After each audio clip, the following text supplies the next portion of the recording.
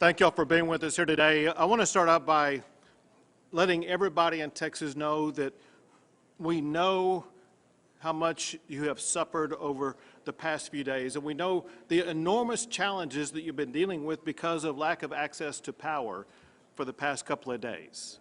And it's exactly because of that that we've had everybody in every agency in the state of Texas who focuses on power working around the clock to make sure that they were going to provide to you the power that you need and the power that you deserve.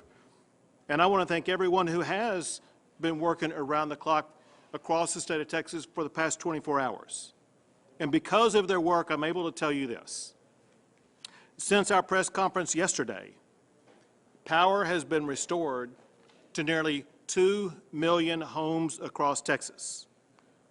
There continue to be approximately 325,000 Texans without power. However, those without power are not without power because of the lack of ability to generate power.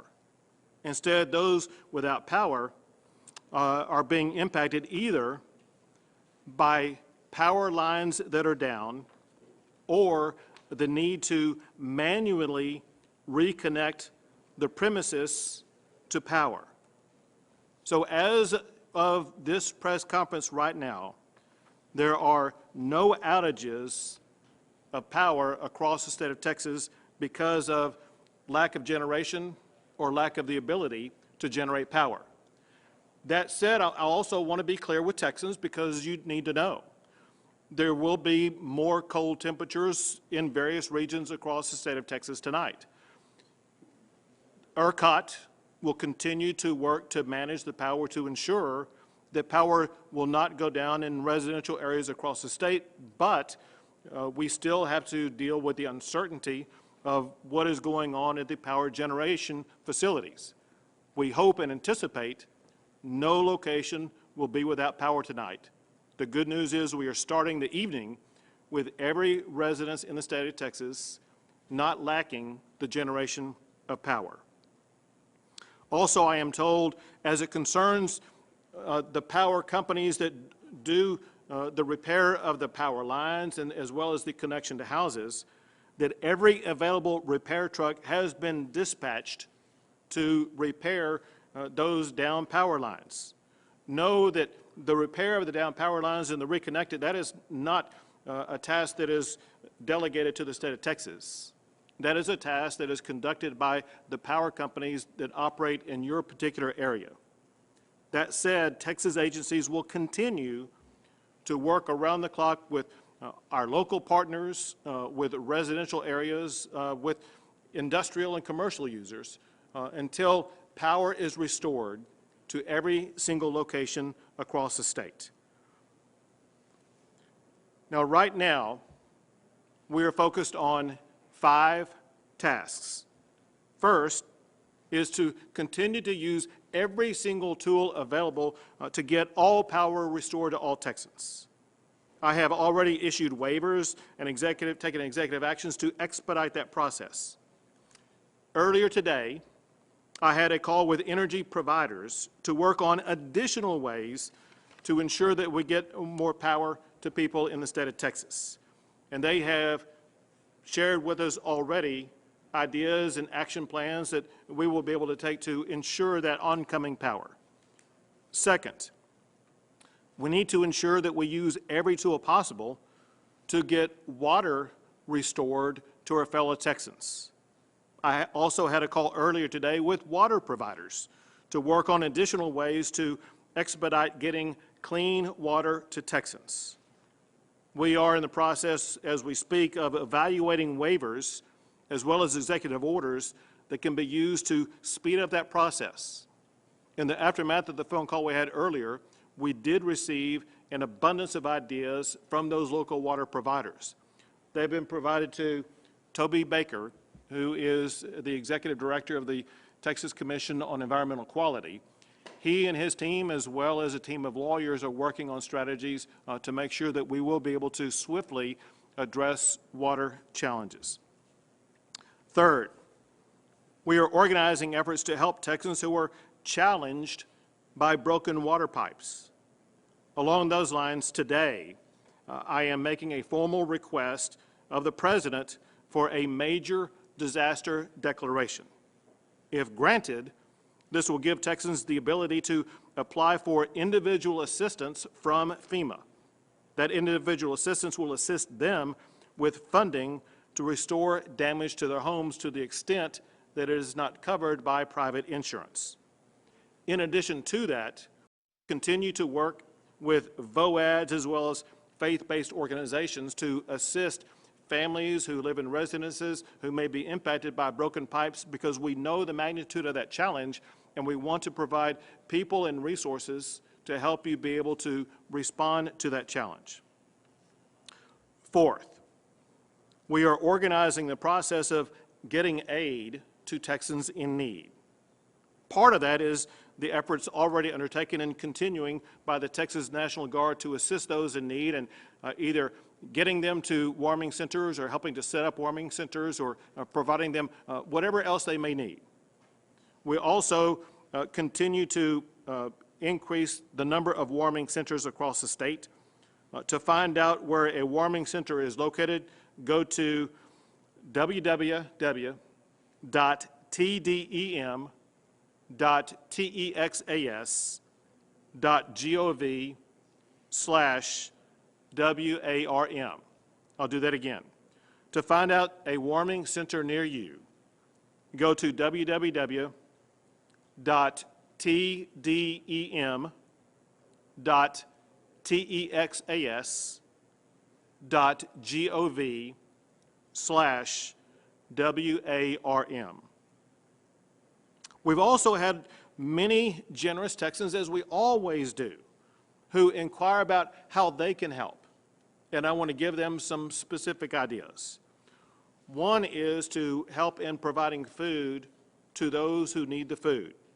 A way you can do this is to go to this website location, www.feedingtexas.org.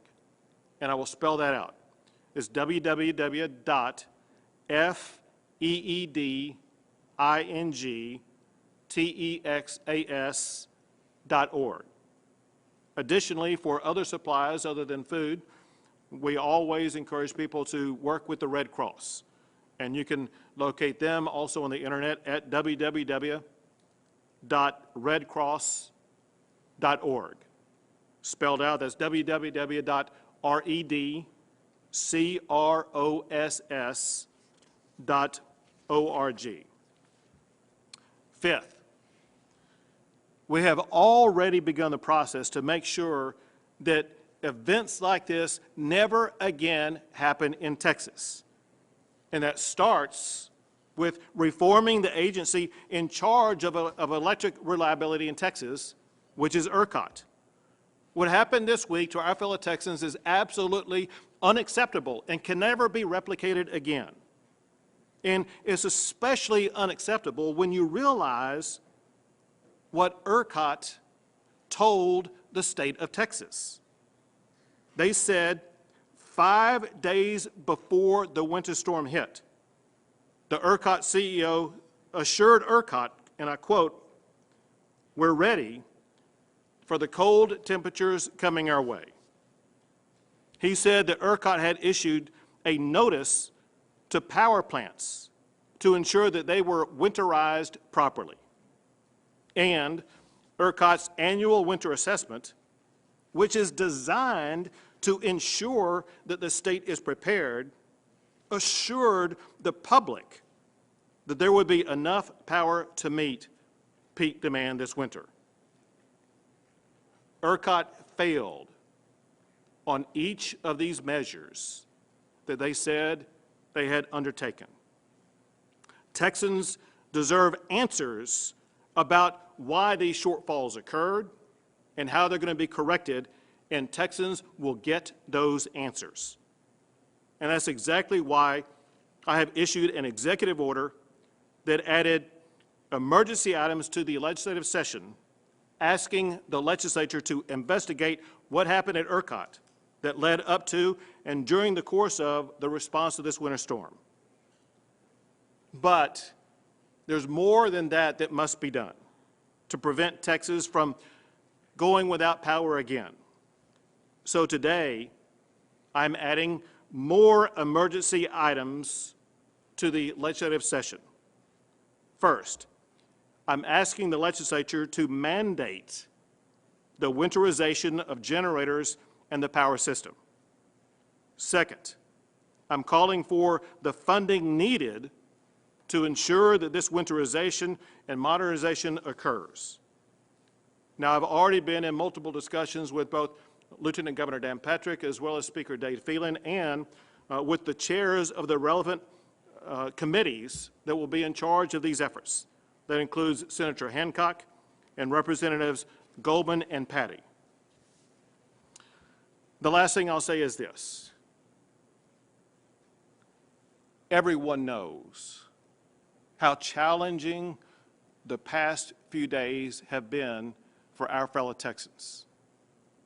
I want everyone to know that all of us in the state of Texas believe it is completely unacceptable that you had to endure 1 minute of the challenge that you faced.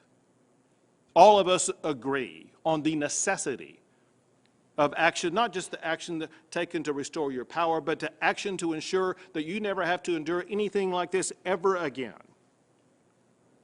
That's why, for one, with each passing hour, we will continue to ensure that your power will be restored and that your water challenges will be resolved. Now, we know because of the storm that will continue to sweep across parts of Texas tonight that we are not yet out of this, but we're closer to this challenge being behind us. We will not stop until normalcy is restored to your lives. Until that moment comes, though, I ask all Texans to continue your efforts to take the proper precautions that are needed to stay safe and to stay warm. At this time, I will pass it to Chief Nimkid, the Chief of the Texas Division of Emergency Management. Thank you, Governor. Yesterday, we went through a long list of resources that are available, and I'm here to tell you that the road conditions are improving and will continue to improve as we watch this weather go out of the state. Additional personnel are on the streets from all of the agencies that have been represented yesterday. I want to talk quickly about water. You've heard that power has come back up. We want to keep pushing power. But water we classify in 3 different groupings. We have emergency drinking water, we have industrial or institutional water, and agriculture water. Emergency drinking water, we're working with our local partners, our private sector partners, and FEMA to push additional water to every county in the state of Texas right now. A big challenge will be the industrial water. Most of the time when we have a hurricane or a tornado that goes through and takes out water to a hospital or water to a city or community, there are other hospitals or cities or communities that can bring us additional resources.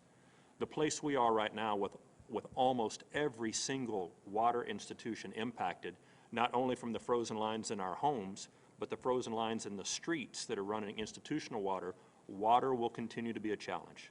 To meet that challenge, we're working with our federal partners and our partners from other states. I've talked to people from California and Florida today, and a lot of the states in between, offering assistance that will be coming this way. We need to continue to conserve water. We need to be careful with the use of water, and together we'll get through the water challenges. We are asking for additional generators. We have generators that are from our state agencies that are going out in the field, and we have generators from the federal generator package. We will continue to work that, but I need to tell you, putting a generator on a church or a nursing home or a hospital that doesn't already have one and is not built for one is not as simple as going to Lowe's or Home Depot and plugging in an extension cord and getting power. So we will continue to work with those facilities that did not prepare ahead of this storm to have the transfer switches installed, to have the right connections and the right cables in place. We will continue to work with them to bring those online. We're also bringing in meals ready to eat. So we will be distributing meals ready to eat with water in cooperation with our cities and counties across the state. We're up to over 331 warming centers. The map is behind me here on the screen. Behind y'all on the screen. Again, the governor mentioned the website, tdem.texas.gov/warm. We will continue to bring on additional warming centers, working very closely with our federal partners here at both of the tables to make sure that the major disaster declaration will be met. Remember, that is by law fiscal thresholds that have to be met. There's a number of homes that have to demonstrate damage. It's been hard to demonstrate that damage. We can presume it at this point. We will continue to push that. We're in constant communication with our federal partners for the major disaster declaration. And I want to thank all of our VOADs, our volunteer organizations that are active in disaster, whose homes and businesses have also been impacted by this, but are still out serving fellow Texans. If you get a chance and have the ability to volunteer, please work with one of our existing structures to volunteer. Thank you, Governor. Thank you, Chief. And now the state official who is in charge of response to water-based issues, Toby Baker, the Executive Director for the Texas Commission on Environmental Quality. Thank you, Governor. A quick update. So out of approximately 7,000 public drinking water systems across the state of Texas, due to lack of power, frozen or broken pipes, or high demand, 797 of those water systems are reporting some sort of issue. Currently, about 725 are under a boil water notice, and that affects about 13 million Texans. Water systems are operated and maintained by local entities, so we are systematically reaching out across the state to identify systems that are experiencing problems. Many have already reported to us, but we are working hand in hand with local water systems to find ways to bring them back online as quickly as possible. This includes engineering solutions and regulatory solutions like the Governor alluded to earlier. So that includes local governments, private entities, and utility districts. If you have a question or a problem with your water, you need to contact your local water provider because they are the ones working on that system. That would be found on your utility bill, or you can find it online. It's very important. So for example, if you live in the city of Austin, you need to be contacting the city of Austin to work on your water issues. We are currently reaching out to a number of laboratories across the state to make sure that they are ready for the sampling that will be needed to lift those boil water notices. We are also partnering with the EPA and bringing in mobile labs from out of state to assist. Thank you, Governor. Thank you.